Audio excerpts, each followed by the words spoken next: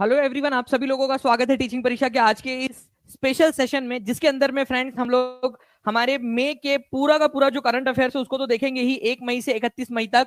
लेकिन फ्रेंड्स, आप लोगों से जैसे कि मैंने प्रॉमिस किया था कि अगर आप 1000 से ज्यादा लाइक्स कर देते हो सेशन स्टार्ट होने से पहले, तो मैं आप लोगों के लिए जनवरी से लेकर 31 अप्रैल तक 30 अप्रैल तक की जितनी भी सारी करंट अफेयर्स है वो सारा का सारा मैं आप लोगों को करवाऊंगा। तो फ्रेंड्स, उसी प्रॉमिस को निभाते हुए मैं आप लोगों को जनवरी से अप्रैल तक का करंट अफेयर की रिवीजन प्लस मई का पूरा का पूरा जो करंट अफेयर है उसको हम लोग यहाँ पर में देखने वाले हैं। तो बहुत बहुत शुक्रिया आप सभी लोगों का, जितने भी लोग यहाँ पर में जुड़ चुके हैं उन सभी लोगों का बहुत बहुत स्वागत है। जल्दी जल्दी से फ्रेंड्स हाथ ऊपर करके बता भी देंगे कि कौन यहाँ पर में वो लॉयल बच्चे जिन्होंने सेशन को ऑलरेडी लाइक कर दिया था। और जैसे मैं देख पा रहा हूँ 1000 का आपको टारगेट दिया था, आप लोगों ने 2500 से ज्यादा लाइक्स यहाँ पर में कर दिए। बहुत बहुत शुक्रिया आप सभी लोगों का। चलिए जल्दी जल्दी से फ्रेंड्स सेशन को जहां भी शेयर कर सकते हो जल्दी से शेयर कर देंगे। टेलीग्राम, फेसबुक, व्हाट्सएप, इंस्टाग्राम, जिन बच्चों ने सेशन को लाइक कर दिया था उन सभी का बहुत बहुत शुक्रिया।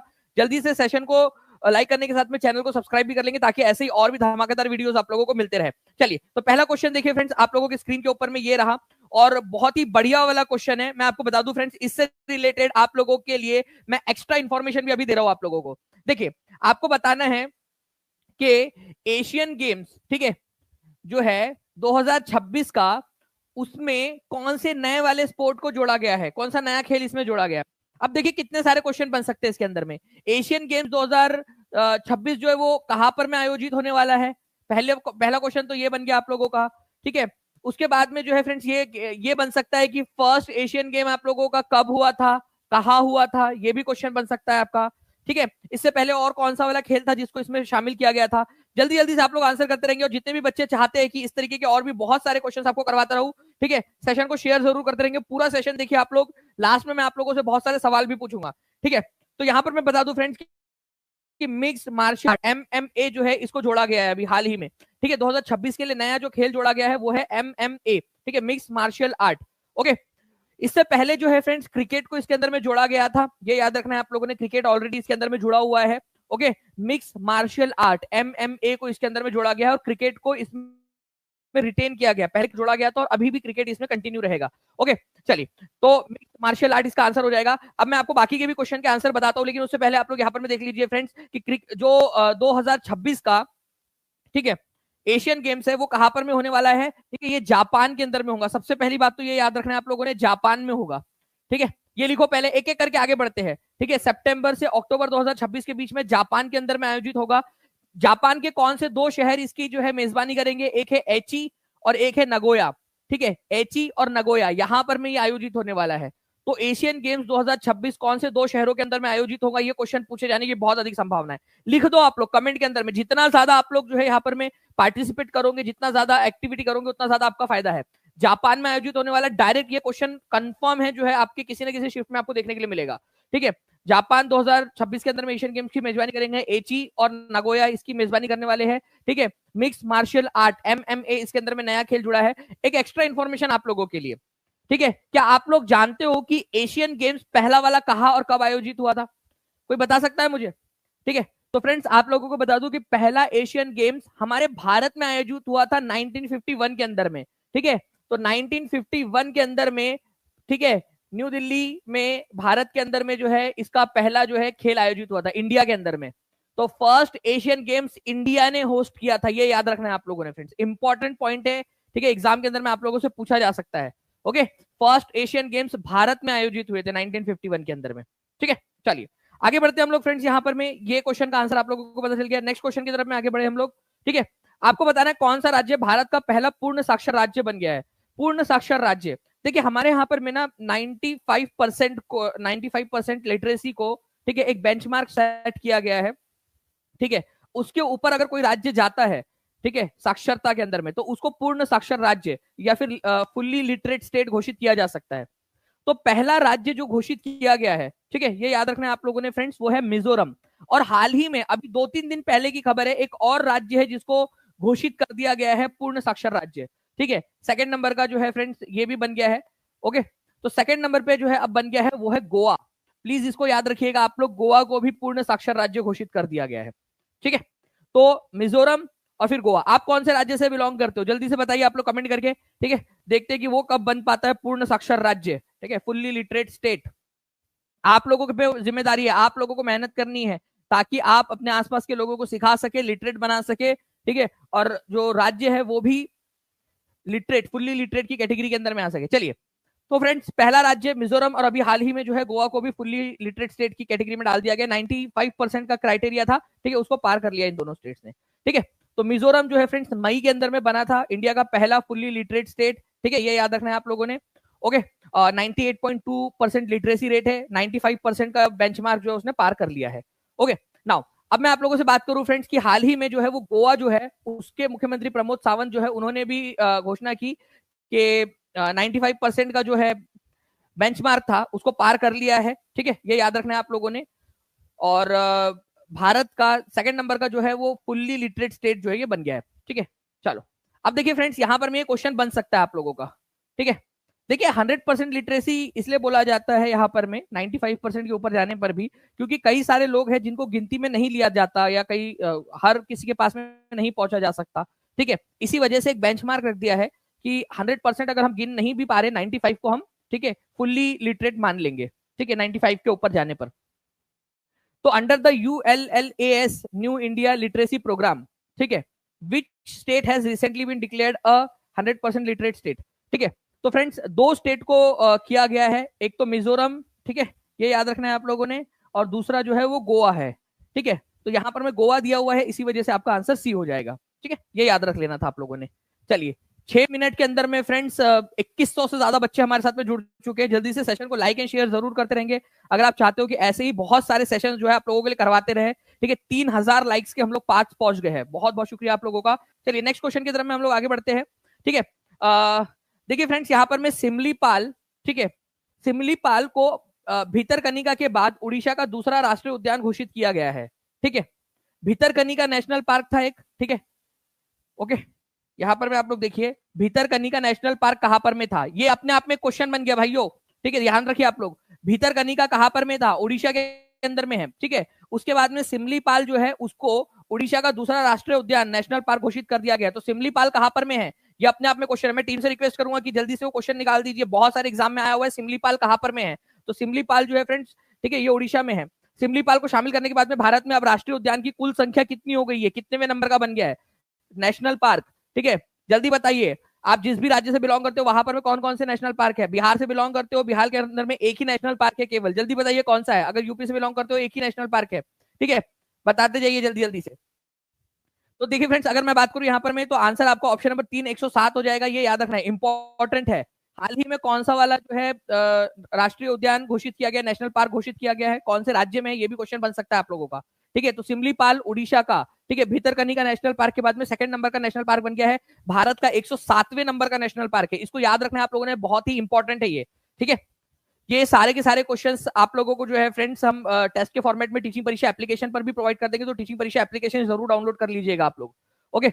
चलिए नेक्स्ट क्वेश्चन की तरफ में हम लोग आगे बढ़ते हैं, उससे पहले आपको बता दूं फ्रेंड्स कि जितने भी नेशनल पार्क्स है, ठीक है, ये आपको HD एनिमेटेड फॉर्मेट के अंदर में टीचिंग परीक्षा के कोर्स में आपको फ्री ऑफ कॉस्ट प्रोवाइड करवा दिया गया है।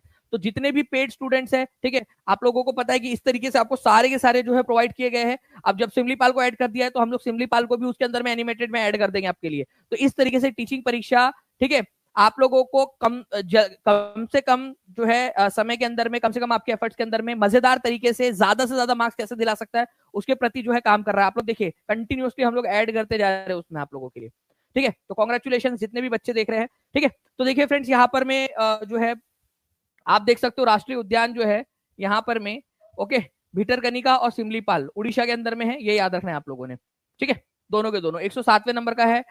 यूपी के अंदर में दुधवा नेशनल पार्क है, आप लोग देख सकते हो। बिहार के अंदर में वाल्मीकि नेशनल पार्क है। तो ये पूरी की पूरी जो एक मैप है ना, ये भी HD क्वालिटी में मैप आप लोगों को टीचिंग परीक्षा एप्लीकेशन पे मिल जाएगा, ताकि आप लोग मैप के थ्रू भी इसको पढ़ सके। और जैसे ही मैप देखोगे, मैप देखने के बाद में तुरंत उसके नीचे में टेस्ट मिल जाएंगी, टेस्ट दीजिए, ठीक है, मैप देखिए टेस्ट दीजिए, मैप दीजिए टेस्ट देखिए, ठीक है, मैप देखिए टेस्ट दीजिए, ये कंटिन्यूअसली आप करते जाइए रिपीटेड में। और जित आपके लिए अनलिमिटेड अटेम्प्ट खोल रखे हैं ताकि आप बार बार प्रैक्टिस कर सके, ठीक है।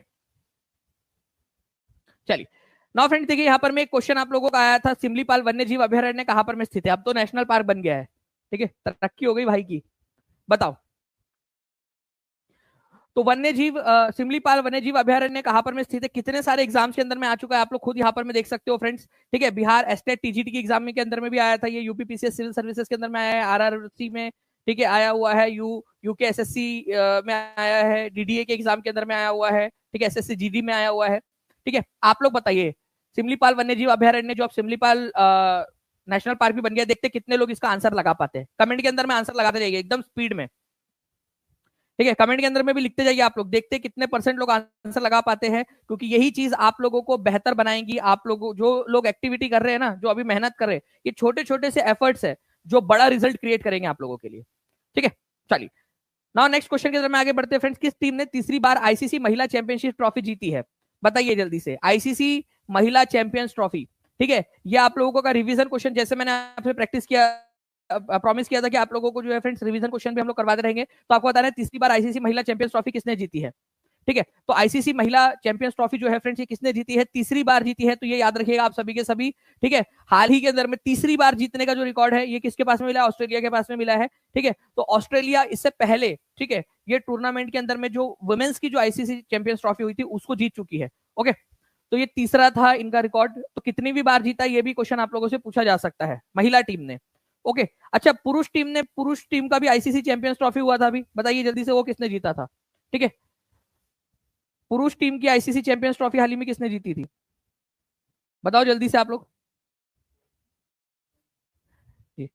ब्लर हो रहा है, कुछ बच्चे बता रहे हैं यहाँ पर में, आप लोग बता दीजिए कि क्या ब्लर हो रहा है यहाँ पर में, देख लीजिए एक बार।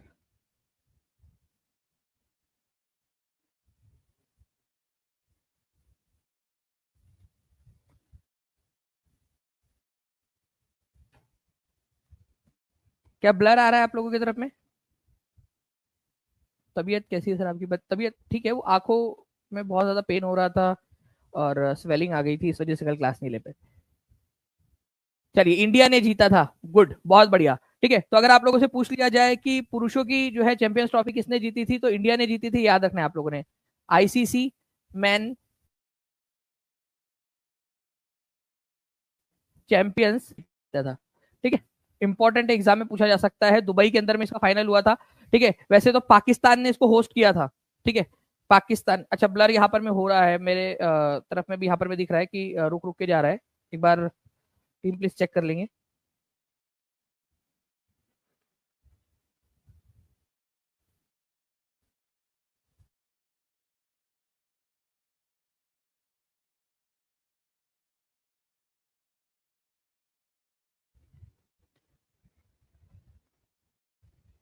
एक बार चेक कर लीजिए प्लीज, अब क्या अभी भी ब्लर आ रहा है।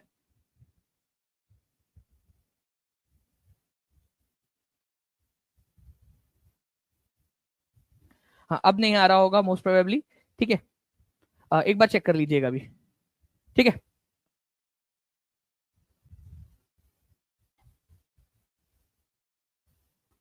गुड। चलिए देखिए फ्रेंड्स, भारत का पहला जैविक मत्स्य पालन क्लस्टर कहाँ शुरू किया गया है, जल्दी से आप लोग इसका आंसर कर देंगे। तो ये इंपॉर्टेंट वाला क्वेश्चन है, इसको याद रखना है फ्रेंड्स आप लोगों ने। ठीक है, तो India first organic fishery cluster, ठीक है, मछलियों के पालन के लिए ऑर्गेनिक क्लस्टर कहां पर में बनाया गया है, तो ये बनाया गया है सिक्किम के अंदर में। सिक्किम जो है फ्रेंड्स भारत का पहला जैविक राज्य भी बना था।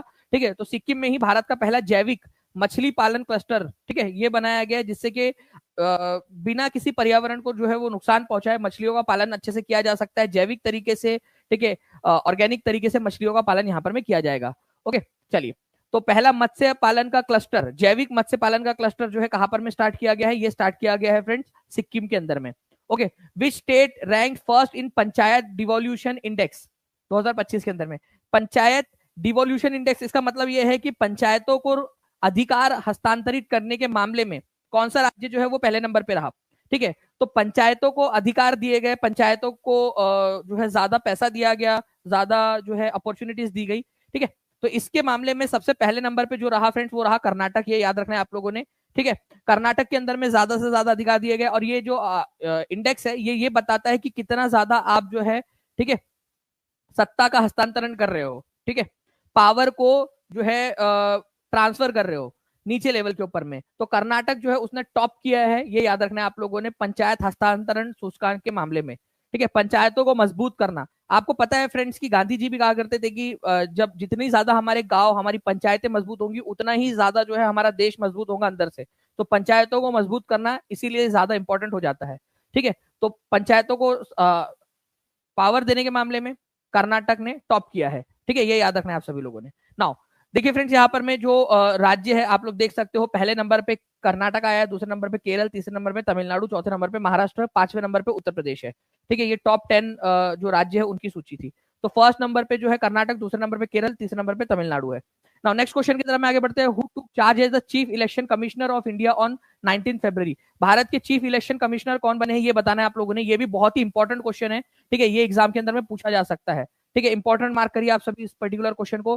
ठीक है, कि चीफ इलेक्शन कमिश्नर कौन बने। सुखबीर सिंह संधू, विवेक जोशी, ज्ञानेश कुमार। ठीक है, उपयुक्त में से एक से अधिक, उपयुक्त में से कोई नहीं। चीफ इलेक्शन कमिश्नर, ठीक है, 3 जो है इलेक्शन कमिश्नर होते हैं, उनमें से एक जो है चीफ इलेक्शन कमिश्नर बनता है। तो श्री ज्ञानेश कुमार जो है फ्रेंड्स, ये याद रखना है आप लोगों ने, चीफ इलेक्शन कमिश्नर बने हैं। ओके, तो आंसर इसका ऑप्शन नंबर सी हो जाएगा। तो आप देख सकते हो कि जो हमारे भारत के राष्ट्रपति है उनके पास में ये अधिकार है। ठीक है, कि वो क्या कर सकते हैं, चीफ इलेक्शन कमिश्नर जो है उनकी नियुक्ति कर सकते हैं। कौन करता है, तो राष्ट्रपति करते हैं। तो यहाँ पर मैं आप देख सकते हो कि राष्ट्रपति ने नोटिफिकेशन यहाँ पर मैं जारी किया था उस समय में। ठीक है, कि उनके पास में जो अधिकार दिए गए हैं, ठीक है, उसके जरिए वो श्री ज्ञानेश कुमार को चीफ इलेक्शन कमिश्नर जो है, ठीक है, वो नियुक्त करते हैं। ओके, तो चीफ इलेक्शन कमिश्नर उनको नियुक्त किया गया, ये याद रखना है आप लोगों ने। तो चीफ इलेक्शन कमिश्नर की नियुक्ति कौन करता है, राष्ट्रपति करता है। ये आप लोगों को यहां से समझ में भी आ गया। नेक्स्ट क्वेश्चन की तरफ में आगे बढ़ने से पहले एक बार बता दूं फ्रेंड्स कि ज्ञानेश कुमार जो है chief election commissioner, Sukhbir Singh Sandhu और विवेक जोशी ये उनके साथ में जो है क्या है, इलेक्शन कमिश्नर है। ठीक है, ये मुख्य चुनाव निर्वाचन आयुक्त है, ये निर्वाचन आयुक्त और ये निर्वाचन आयुक्त, ये तीनों मिलकर फैसला लेते हैं। लेकिन जब भी मीटिंग होगी तो कोई ना कोई तो लीड करने के लिए चाहिए ना, ठीक है, मीटिंग को, तो वो श्री ज्ञानेश कुमार जी रहेंगे। ठीक है, अप्रैल 2025 में पेंशन फंड नियामक विकास प्राधिकरण के नए अध्यक्ष के रूप में, ठीक है, देखिए फ्रेंड्स यहाँ पर मैं आपको बता दूं पीएफआरडीए, ठीक है, पेंशन फंड, ठीक है, रेगुलेटरी एंड डेवलपमेंट अथॉरिटी। आपको बताना है कि इसके जो है नए जो अध्यक्ष है वो किसको नियुक्त किया गया है, बताते जाइए जल्दी जल्दी से।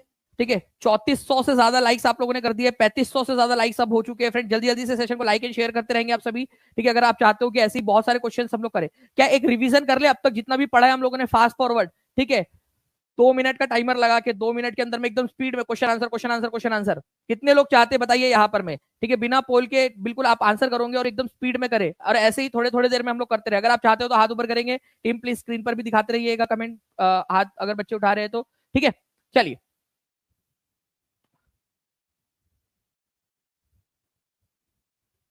चलिए, तो देखिए फ्रेंड्स यहाँ पर में जो आंसर हो जाएगा आप लोगों का, ठीक है, एस रमन्ना हो जाएगा। ठीक है, एस रमन्ना जो है इनको पीएफआरडीए का जो है अध्यक्ष नियुक्त किया गया है। ये इंपॉर्टेंट क्वेश्चन है, एग्जाम के अंदर में आप लोगों से पूछ सकते हैं। इससे पहले दीपक मोहंती थे। ठीक है, दीपक मोहंती की जगह पे एस रमन्ना जो है ये अध्यक्ष बने हैं अभी। ओके, ये याद रखना है आप लोगों ने। तो answer is option number 2, S Ramanna. Okay, ये सुप्रीम कोर्ट के पहले जज रह चुके हैं। ओके, तो इनको जो है क्या किया गया है, ठीक है, चेयरपर्सन नियुक्त किया गया है पेंशन फंड रेगुलेटर, ठीक है, पीएफआरडीए का। ठीक है, चेयरपर्सन नियुक्त किया गया पीएफआरडीए का एस रमन्ना को। चलिए आगे बढ़ते हैं हम लोग फ्रेंड्स। यहाँ पर में दीपक मोहंती जो है उनके जगह पे ये बने हैं, ये याद रखना है आप लोगों ने। दीपक मोहंती की जगह पे 5 साल का इनका कार्यकाल रहेगा। ओके, ना 2025-26 का बिहार बजट निम्नलिखित में से किससे प्रेरित है, बताइए जल्दी से। जी, काफी सारे बच्चे यहाँ पर में चाहते हैं कि इस तरीके से जो है वो रिवीजन भी करवा ली जाए एकदम। ठीक है, तो टीम मैं चाहूंगा कि कोई 10 क्वेश्चन जो है सिर्फ question answer question answer question answer लेकर, ठीक है, रिवीजन लगा के अब तक जितने क्वेश्चन किए उनमें से, ठीक है, 10 क्वेश्चन को लेकर जल्दी से लगा दीजिए। हम सिर्फ क्वेश्चन आंसर लगा के क्वेश्चन और आंसर लगाएंगे, बच्चे स्पीड में आंसर करेंगे। ठीक है, देखिए फ्रेंड्स अगर मैं बात करूं कि 2025-26 का बिहार का बजट निम्नलिखित में से किससे प्रेरित है, प्राइम मिनिस्टर नरेंद्र मोदी के मार्गदर्शन से, सीएम मोदी के नेतृत्व से, ठीक है, सीएम नीतीश कुमार के नेतृत्व से, सीएम नीतीश कुमार के गति शक्ति से। ठीक है, तो देखिए अगर मैं बात करूं यहाँ पर मैं फ्रेंड्स कि बिहार का बजट 2025-26 जब आया और उसकी शुरुआत जो हुई उसमें यह कहा गया, ठीक है, जो फाइनेंस मिनिस्टर और डेप्यूटी चीफ मिनिस्टर है बिहार के सम्राट चौधरी जी के द्वारा, कि जो बिहार का जो बजट है, ठीक है, ये नीतीश कुमार जी के, ठीक है, यहाँ पर में नेतृत्व में और प्रधानमंत्री जी के मार्गदर्शन में बनाया गया। उनका प्रधानमंत्री जी का मार्गदर्शन, ठीक है, कि उन्होंने मार्गदर्शन दिया। मार्गदर्शन कौन देगा, जो भाई उसका हिस्सा नहीं है, मार्ग दिखा रहा है आपको, ऐसा ऐसा चलो। और नेतृत्व कौन कर रहा है अभी बिहार का, ठीक है, चीफ मिनिस्टर जी।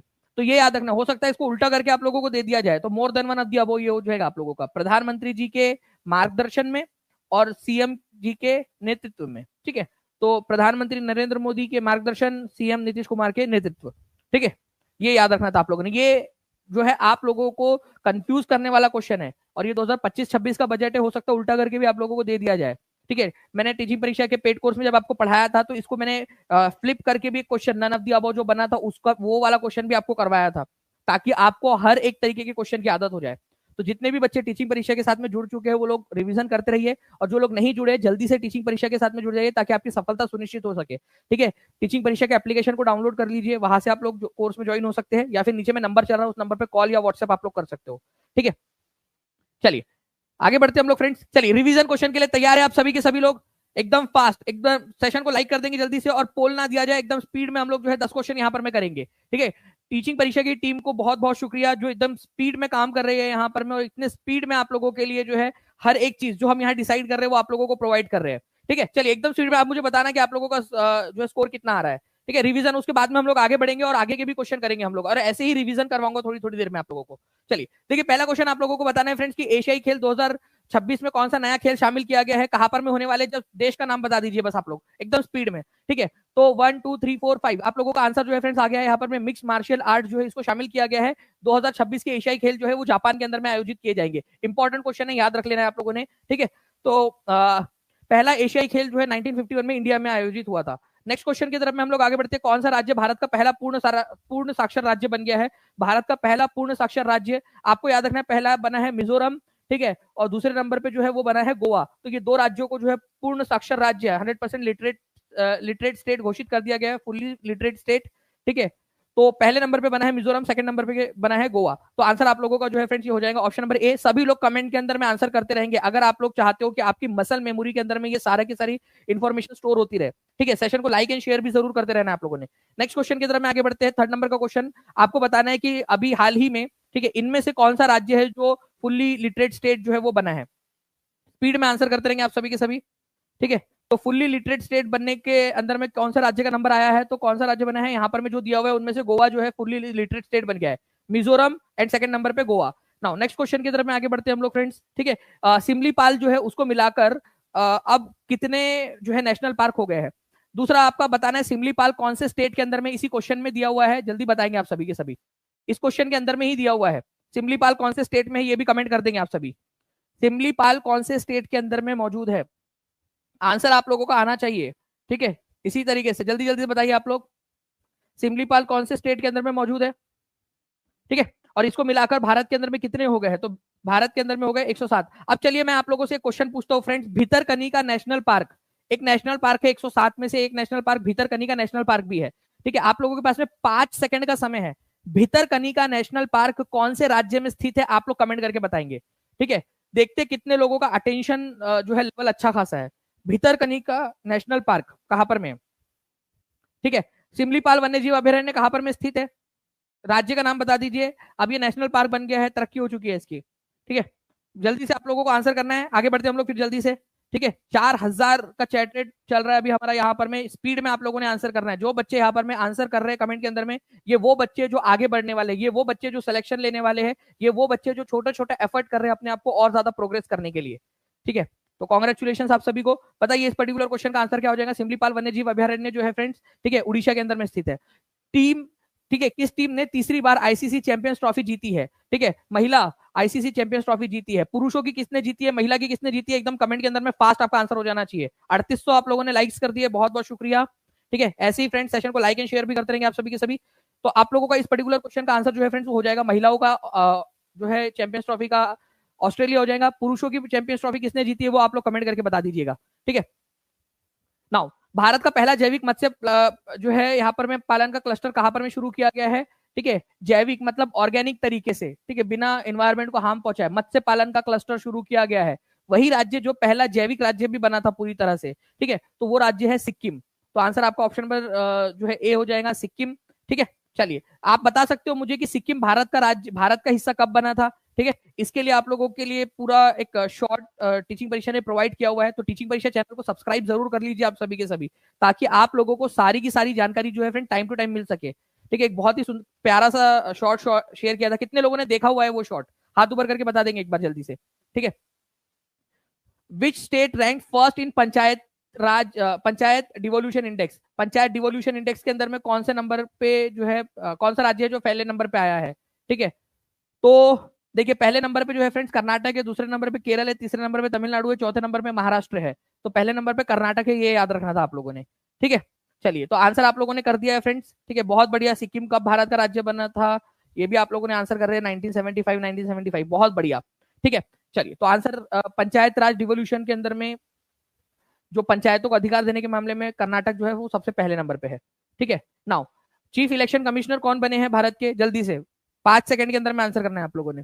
तो चीफ इलेक्शन कमिश्नर बने हैं श्री ज्ञानेश कुमार। इंपॉर्टेंट क्वेश्चन है फ्रेंड्स, ये याद रखना है आप लोगों ने। अच्छा, ये भी क्वेश्चन आप लोगों से बन सकता है, ठीक है, कि हाल ही में श्री ज्ञानेश कुमार जी को जो है वो चीफ इलेक्शन कमिश्नर के पद पर नियुक्त किया गया, वो कौन से नंबर के चीफ इलेक्शन कमिश्नर है?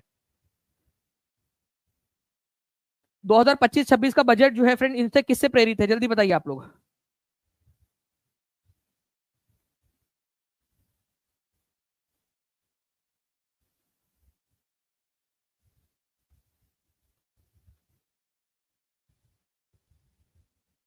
जी, तो देखिए फ्रेंड 2025-26 का जो बजट है, ठीक है, प्रधानमंत्री नरेंद्र मोदी के मार्गदर्शन में, ठीक है, उनका मार्गदर्शन है, ठीक है, और सीएम का जो है क्या है यहाँ पर में नेतृत्व है, ठीक है। तो ये दोनों के दोनों सही है, इन दोनों को मिलाकर ही उसकी टैगलाइन बनाई गई थी, प्राइम मिनिस्टर के मार्गदर्शन में और चीफ मिनिस्टर के नेतृत्व में।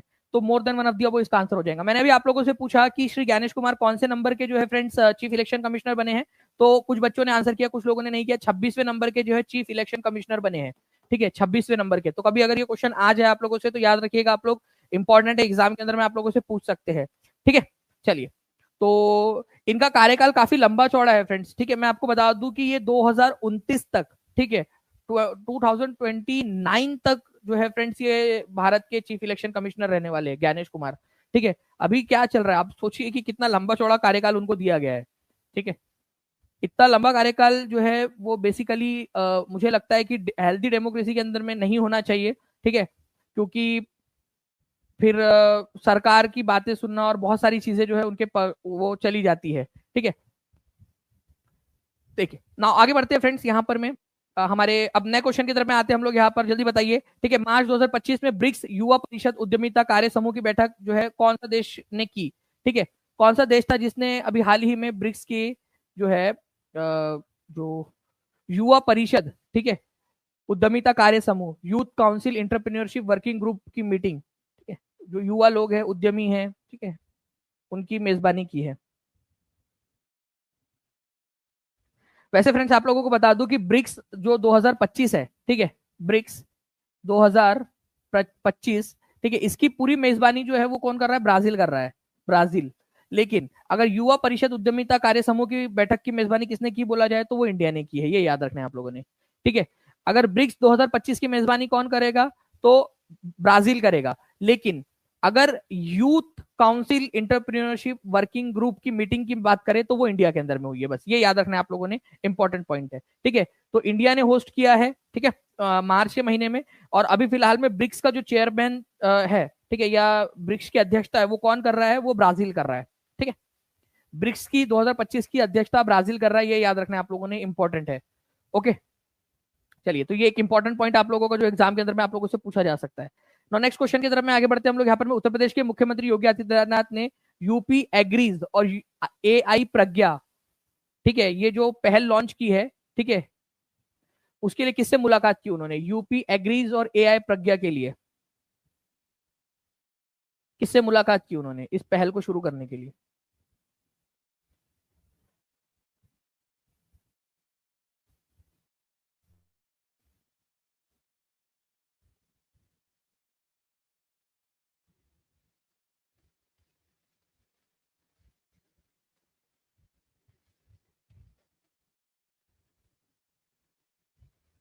देखिए फ्रेंड्स, यहाँ पर मैं ये यूपी एग्रीज और एआई प्रज्ञा जो ये जो दो इनिशिएटिव लॉन्च किए जा रहे हैं, इसको फंड कौन करेगा? इसको फंड करेगा वर्ल्ड बैंक, ठीक है, वर्ल्ड बैंक। और अभी फिलहाल में वर्ल्ड बैंक के जो मुखिया है, ठीक है, वर्ल्ड बैंक के जो अध्यक्ष है वो कौन है? हमारे भारतीय है, उनका नाम है अजय बंगा, ये याद रखना है आप लोगों ने, ठीक है।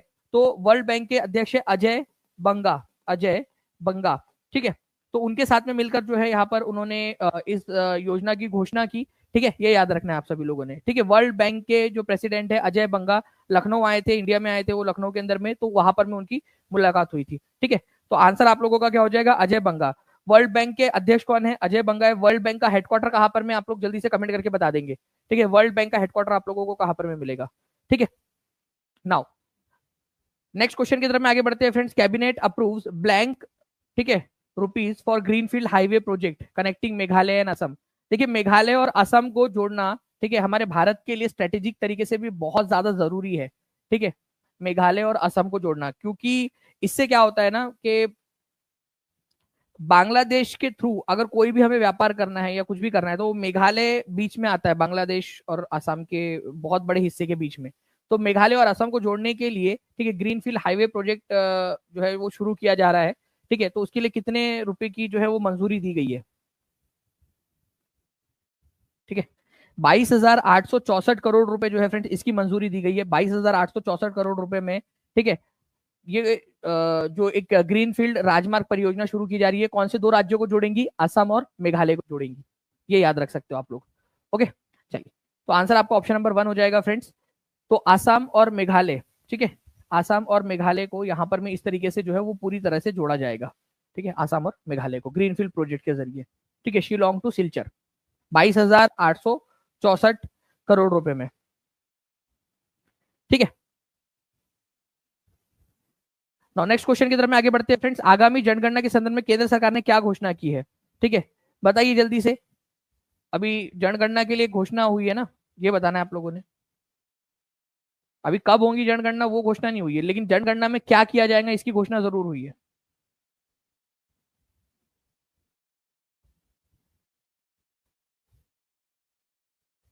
चलिए 4,000 से ज्यादा जो है फ्रेंड्स आप लोगों ने लाइक्स कर दिए हैं, ठीक है। जल्दी जल्दी से बताते जाइए। और कितने लोग चाहते हैं कि कल जो है वो बिहार स्पेसिफिक एक करंट अफेयर की क्लास हो जाए आप लोगों के लिए, ठीक है।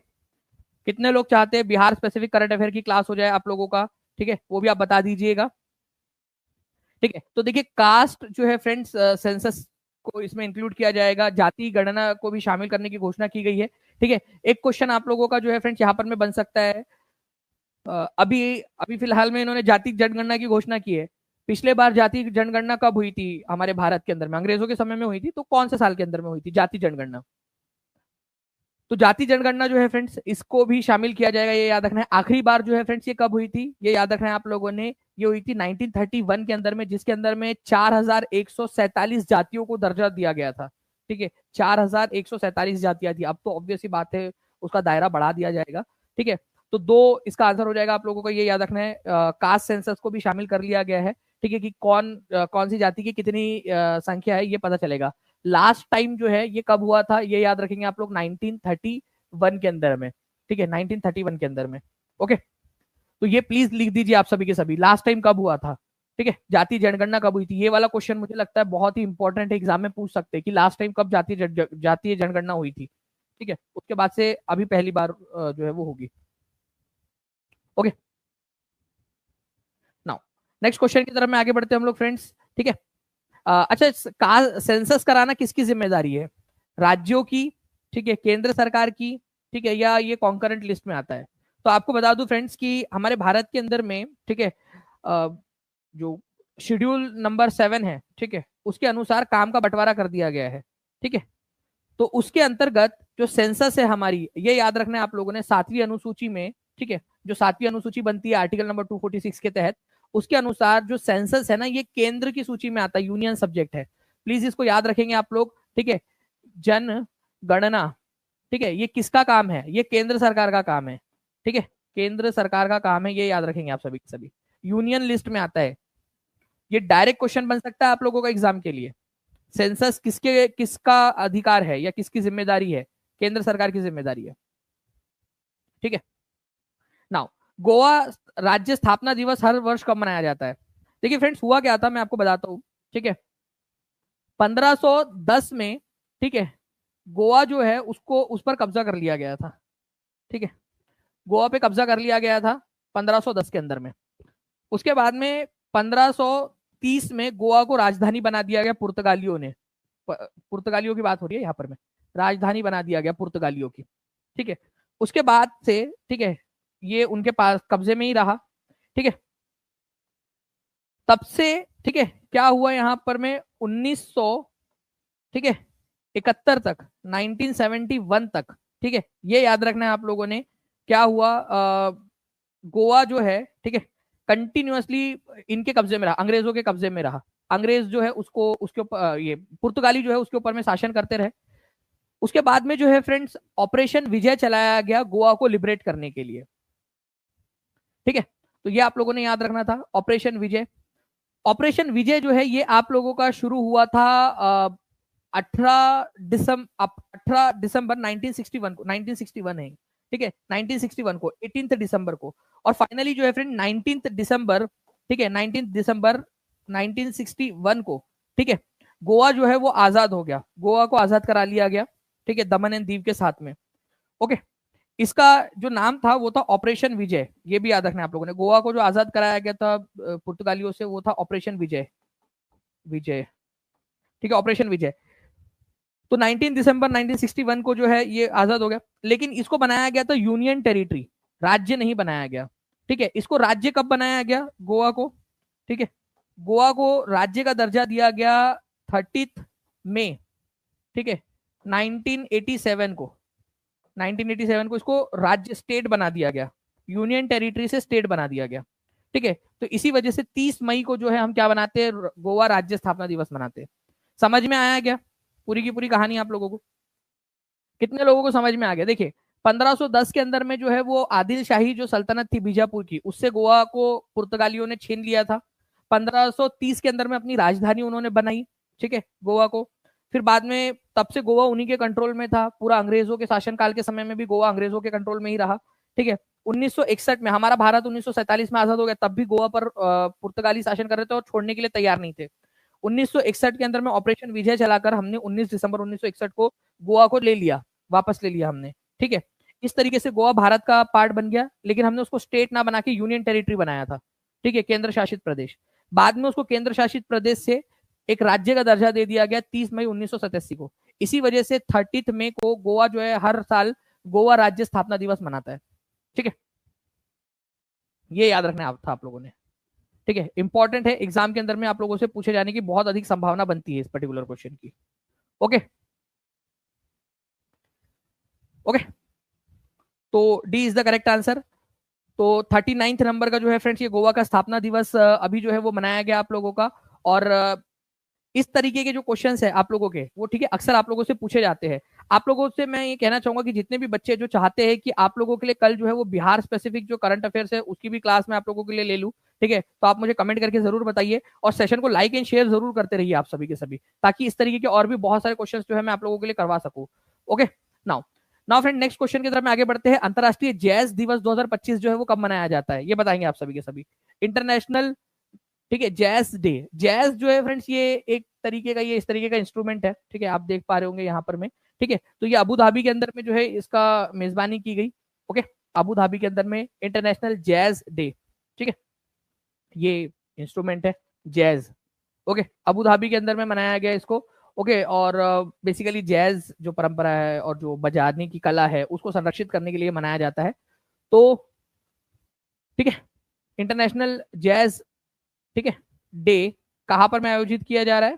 ठीक है, ये आयोजित किया जा रहा है आपका इस बार 2025 के अंदर में अबू धाबी यूएई के अंदर में। ठीक है, जैज डे ये हो सकता है क्वेश्चन आपसे पूछ ले। ठीक है, बहुत सारे बच्चों को समझेगा भी नहीं कि जैज क्या होता है, लेकिन आप लोग जो स्पेशल स्टूडेंट्स हो टीचिंग परीक्षा के आप लोगों को पता है होगा कि जैज क्या होता है, तो आप डायरेक्टली याद रख सकते हो। ठीक है, अबू धाबी के अंदर में। ठीक है, नेक्स्ट क्वेश्चन की तरफ में हम लोग आगे बढ़ते हैं फ्रेंड्स। भारतीय राष्ट्रीय अभिलेखागार ने रामानुजन एक महान गणितज्ञ की यात्रा पुस्तक का विमोचन किया। अब देखिए फ्रेंड्स यहाँ पर में बड़ा ही इंटरेस्टिंग सा क्वेश्चन अभी है, ठीक है ध्यान से समझिएगा आप लोग। ठीक है, मैं आपको बताता हूँ कि इस पर्टिकुलर क्वेश्चन से रिलेटेड स्टैटिक कुछ चीजें, अगर आप चाहते हो तो जल्दी से हाथ ऊपर करके बता दीजिए। कुछ स्टैटिक क्वेश्चन भी आपको बताता हूँ मैं, बहुत ही इंपॉर्टेंट वाला क्वेश्चन आप लोगों के लिए।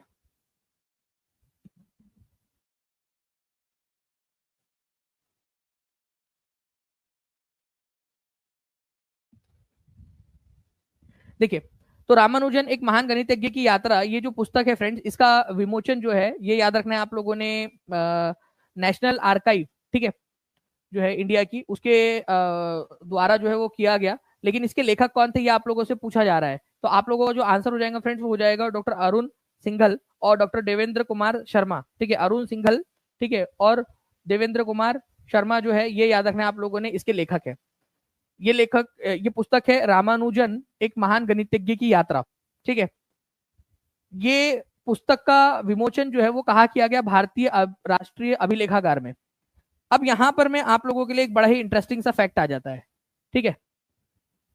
अब यहां पर मैं आप देखिए नेशनल, ठीक है, नेशनल आर्काइव ऑफ इंडिया। अब यहां पर मैं पूरा का पूरा खेल यहां आ जाता है, प्लीज अब इस पर्टिकुलर पॉइंट को आप लोग याद रखेंगे, ठीक है। ये क्वेश्चन पूछे जाने की संभावना है। नेशनल, ठीक है, आर्काइव ऑफ इंडिया, भारतीय राष्ट्रीय अभिलेखागार, इसकी स्थापना हुई थी 1891 के अंदर में, ठीक है। इसकी स्थापना हुई थी कोलकाता में, कोलकाता में, ठीक है, ये याद रखना है आप लोगों ने, कलकत्ता कोलकाता के अंदर में इसकी स्थापना हुई थी। बाद में जो इसका हेडक्वार्टर्स है फ्रेंड्स, ये याद रखना है आप लोगों ने, 1941 के अंदर में इसको दिल्ली में शिफ्ट कर लिया गया, ठीक है, हेडक्वार्टर्स, ठीक है, इसका था कोलकाता में, फिर बाद में इसको शिफ्ट कर लिया गया, ठीक है, 1941 के अंदर में इसका हेडक्वार्टर जो है वो शिफ्ट कर लिया गया न्यू दिल्ली में, ठीक है। तो अभी प्रेजेंट में जो हेडक्वार्टर है वो कहां पर में है, इसका न्यू दिल्ली के अंदर में, इंपॉर्टेंट है, ठीक है। तो नेशनल आर्काइव ऑफ इंडिया, भारतीय राष्ट्रीय अभिलेखागार, 1891 में इसकी स्थापना हुई थी। बहुत ही इंपॉर्टेंट क्वेश्चन है, पूछते हैं आप लोगों से ये सारे क्वेश्चन, ठीक है।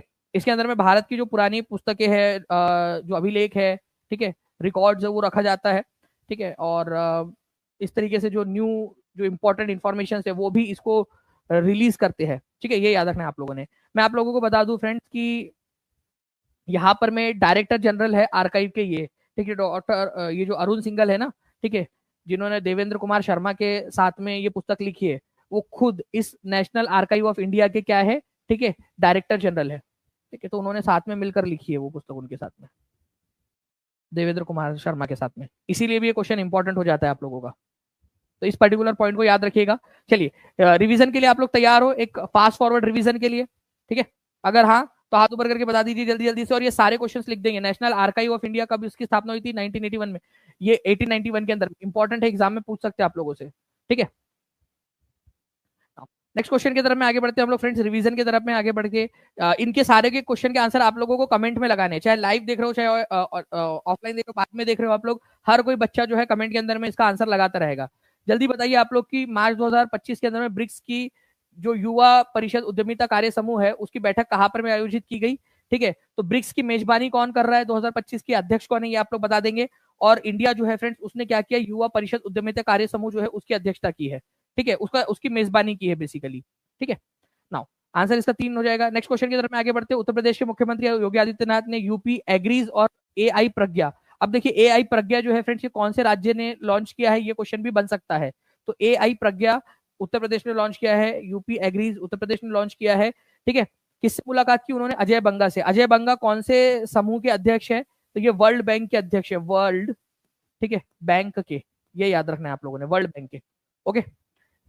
इसके अलावा मैं आपको बताना चाहूंगा फ्रेंड कि जितने भी बच्चे जो टीचिंग परीक्षा के साथ में जुड़ना चाहते हैं वो टीचिंग परीक्षा के जो विभिन्न कोर्स है उनको टीचिंग परीक्षा एप्लीकेशन के ऊपर में देख सकते हैं, ठीक है। साथ ही साथ आपको बता दूं बहुत कम समय बचा हुआ है जब ये ऑफर खत्म हो जाएगा कि जितने भी बच्चे जुड़े हुए हैं, ठीक है, जो टॉप 100 के अंदर में आएंगे, अगर आप टॉप 100 में आते हो, ठीक है, जनरल कैटेगरी से, ठीक है, तो आप लोगों को जो है फ्रेंड्स लैपटॉप जो है टीचिंग परीक्षा के साथ तरफ से दिया जाएगा और आप लोगों की फुल फीस भी रिफंड हो जाएंगी, ठीक है, दुगनी।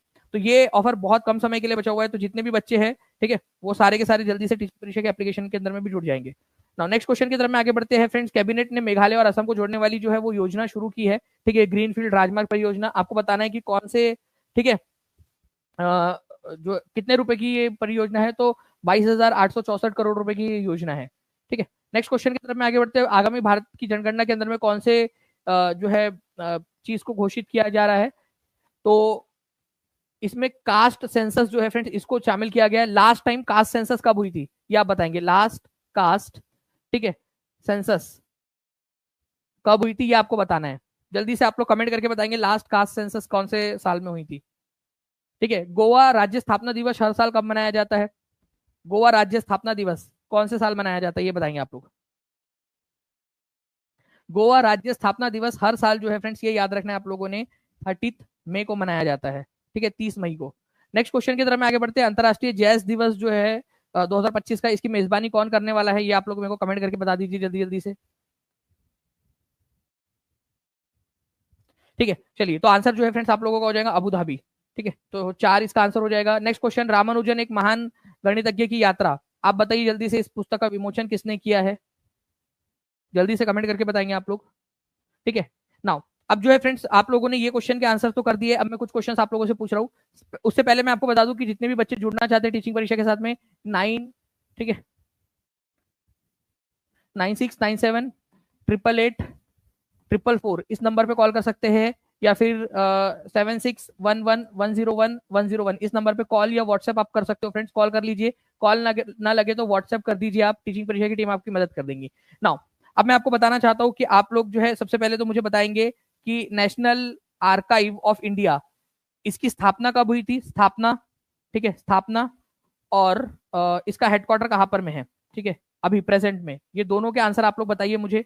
साथ ही साथ आप मुझे बताएंगे कि एशियन गेम्स 2000, एशियन गेम्स, ठीक है, 2026, ओके, ये कौन से देश में होने वाले हैं, कौन से देश में, कौन सी कंट्री के अंदर में आयोजित करने वाले हैं, ये आप लोग कमेंट करके, जो भी बच्चा, ठीक है, पहले 10 मिनट के अंदर में इसका आंसर कर देगा, ठीक है, उनके कमेंट को हार्ट भी मिल जाएगा। साथ ही साथ आप मुझे बताइए कि फुल लिटरेसी वाले 2 राज्य, फुल लिटरेसी वाले जो है 2 राज्य के नाम आप लोग मुझे बताएंगे, ठीक है, फुल लिटरेसी जिनको घोषित लिटरेट स्टेट घोषित कर दिया गया है, उनके नाम आप बता दीजिए। ठीक है, आप लोगों को बताना है कि यहाँ पर में सिमलीपाल, जिसको हाल ही में नेशनल पार्क घोषित किया गया है, सिमली, ठीक है, सिमलीपाल नेशनल पार्क, ये कौन से राज्य के अंदर में, कौन से स्टेट के अंदर में है, ये आप बता देंगे मुझे। ठीक है, कौन से स्टेट में, ये भी बता दीजिए कमेंट करके। ठीक है, तो इन क्वेश्चंस के आंसर आप लोगों ने करना है कमेंट के अंदर, देखते कितने लोग इसका आंसर कर पाते हैं।